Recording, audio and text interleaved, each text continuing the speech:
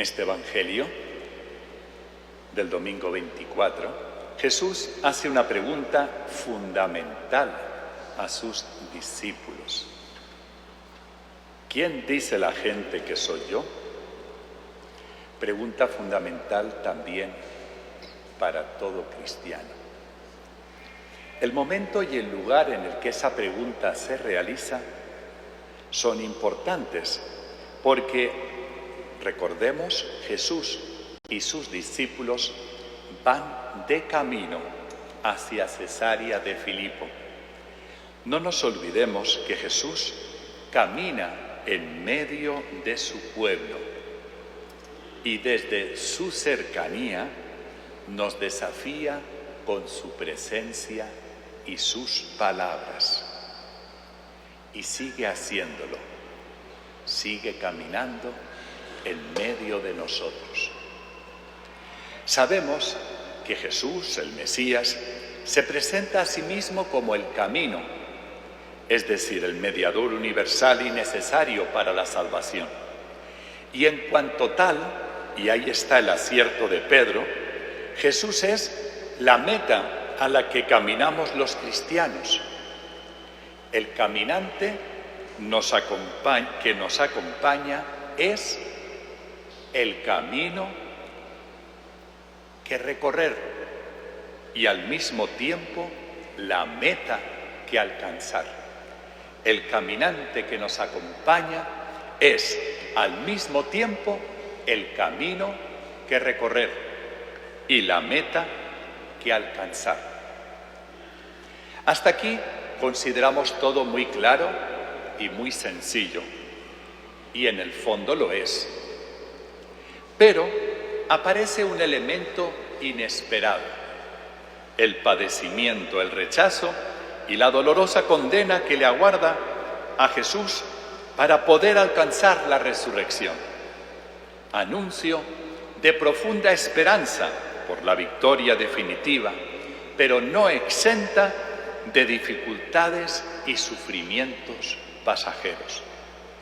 Tal vez lo que escandaliza a Pedro no es tanto el sacrificio en sí, que, recordemos, en algún momento Pedro dice que estaba dispuesto a padecerlo con el mismísimo Jesús. Sabemos que falló, pero él estaba dispuesto. Lo que no le encaja a Pedro, que era pues un judío piadoso hasta aquel momento, lo que no le encaja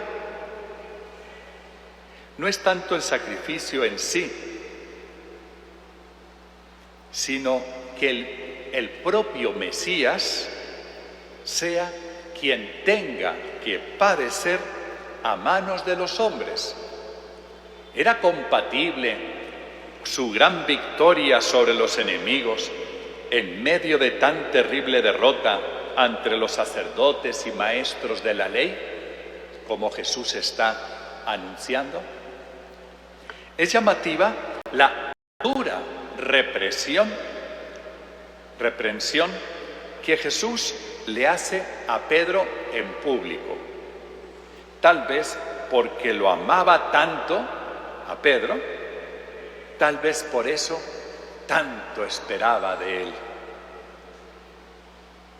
Tal vez por eso, porque a los que más queremos, más les exigimos, ¿verdad? ¿En qué radica el error de Pedro?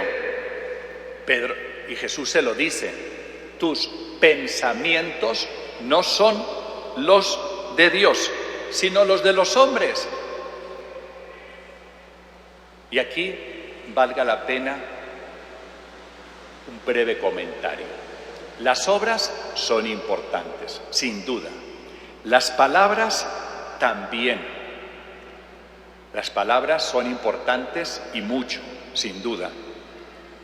Pero obras y palabras, decisiones y silencios, todo depende de nuestro pensamiento.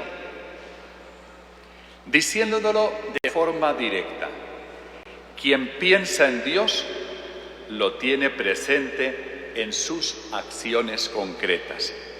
Y quien piensa como Dios toma magníficas decisiones.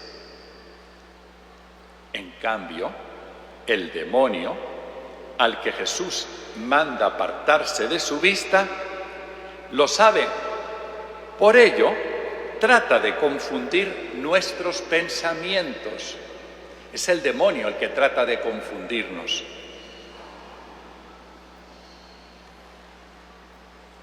O mejor dicho, el maligno trata de complicar nuestra manera de pensar, pero para que lo hagamos conforme al mundo y no como Dios lo hace. ¿Y cómo piensa Dios? Pues eso es lo que viene Jesús a enseñarnos. Por eso el Padre nos pide, escúchenlo, escuchen a mi Hijo y sabrán cómo pienso yo. El pensamiento no son solo ideas sueltas, sino el criterio o la lógica en base a la cual realizamos nuestros razonamientos. También aquellos de los que no somos conscientes y no sabemos controlar. Eso explica que a veces tomamos decisiones o decimos cosas contra nuestros principios de fe, porque hay un pensamiento falso que nos engaña. Siempre habrá decisiones importantes que tomar. Leer la palabra de Dios, el silencio contemplativo, rezar el Santo Rosario, escuchar predicaciones católicas, hacer examen de conciencia y confesar nuestros pecados, etc. Son elementos que nos ayudan a pensar como Dios y amar como Él nos ama. En eso consiste renunciar a nuestros criterios y seguir a Jesucristo.